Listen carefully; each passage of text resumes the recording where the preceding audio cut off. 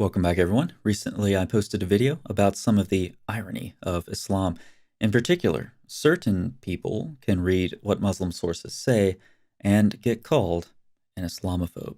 Apparently, lots of Muslim sources, for example, those that talk about the satanic verses, or Muhammad sleeping with a prepubescent girl, or sex slaves, and so forth, they are Islamophobic, depending on who's speaking them. Islamophobic Muslim sources. Makes sense, right? With the religion of Islam, we see a contrast between the old and the new. The religion itself cannot progress. The best Muslims can do is imitate a 7th century fake prophet who is consistently portrayed as a blundering fool in the Hadith. And Sharia law keeps Muslim countries firmly anchored in that same period of ignorance, which is why they characteristically lag behind so many other countries in everything from human rights to technology. But there are a few areas where Muslims have developed. The first, as I've alluded to before, is within the framework of modern derivations of critical theory, where victimhood culture flourishes. Certain groups of people can claim they've been victimized by being subjected to any number of ever-increasing phobias. Once the phobia is identified, activists then expect the harm they're being subjected to through speech, for example, to end. When Muslims appropriate this victim status to themselves, the word Islamophobia is created. It's noteworthy that the religion of Islam, traditionally associated with military conquest, has many adherents today who eagerly project weakness, so characteristic of victimhood mentality. Second, there's social media. Muslims use this effectively in a number of ways. Consider the scholar activist Yasser Qadhi. Last year, Muhammad Hijab hooked Qadhi with a baited question during a live interview and reeled him into shore, while Qadhi flopped around for about the most awkward 15 minutes of YouTube I've ever seen. Giving one fishy answer after another, he failed to tip the scales in his favor. Soon, Qadhi found himself in really deep water. Hijab had him, hook, line, and sinker, and all Qadhi could do was flounder around for the time being and do damage control later. Hope you enjoyed those puns. And that's what he did. First, it was disabling YouTube comments, then it was deleting the relevant content from the channels that he could, and then Qadhi prayed to Allah, the YouTube gods, and received a revelation: false copyright flags for every channel that uploaded his disastrous interview. I successfully appealed the strike on my channel with the help of an attorney who I learned a lot from, and I was able to pass some of that knowledge on, help others dispute their fraudulent strikes as well. Now, it's not just my opinion Qadhi was false flagging videos.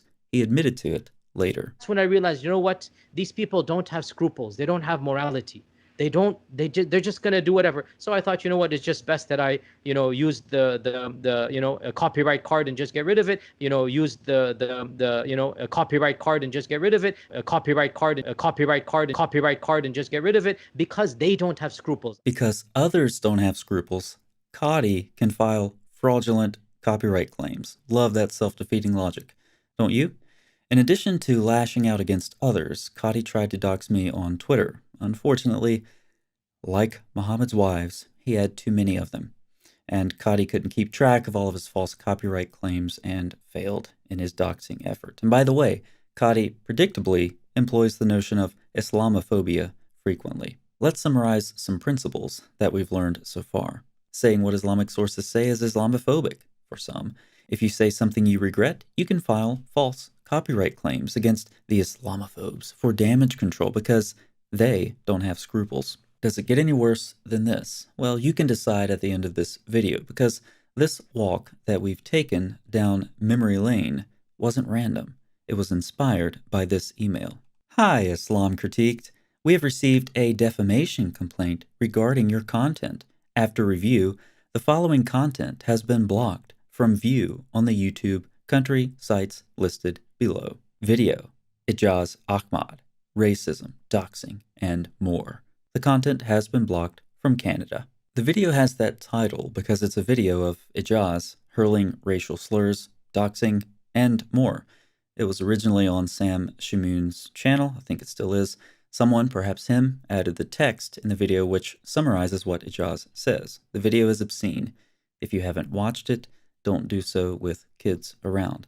Ijaz's behavior was so bad that Shabir Ali issued a public statement about it, distancing himself from Ijaz, his former student. Now, YouTube only accepts defamation claims from the party in question or a legal representative. This means that a video on my channel, where I do not even speak, is supposed to be defaming to the claimant who's actually doing the speaking. The only possible conclusion, according to YouTube's defamation process, if it was followed, is that Ijaz is complaining that he is defaming himself. Let's add another point to our previous summary. Number 3, if you say something you apparently regret, including lengthy rants where you spew racist and perverse filth, and it shows up on a YouTube channel, just file a fraudulent defamation complaint, even if it's your speech that you're complaining about. Notice the consistency of this third principle, which combines the first two. The first principle is not concerned with the content of the dialogue. It's concerned with who is speaking. If the wrong person says something, it's Islamophobic. In the same way, it's fine for Ijaz to spew filth himself. However, if that's captured and posted elsewhere, he doesn't like that, and it becomes defamation, or self-defamation, more accurately. Likewise, the second principle asserts that one can have content removed that one doesn't like, using fraud if necessary. We should call this the Qadi rule. Late in 2020, I posted a video of some popular Muslim apologists showcasing their behavior, or lack thereof. Honestly, I can't complain. It makes my job easier, and more importantly, turns thinking Muslims away from them, and from the pathetic, popular level dawah scene, away from all of the hype and theater meant to distract from the vacuous nonsense that popular Muslim apologists produce. Other Muslims can more openly and honestly reflect on the insuperable challenges against the Islamic worldview. For those who want to parrot the dawah gangs or activist scholar types like Qadi, have fun. For those intent on thinking more independently and critically, come, let us reason together. Thanks so much for watching. I'll see you next time.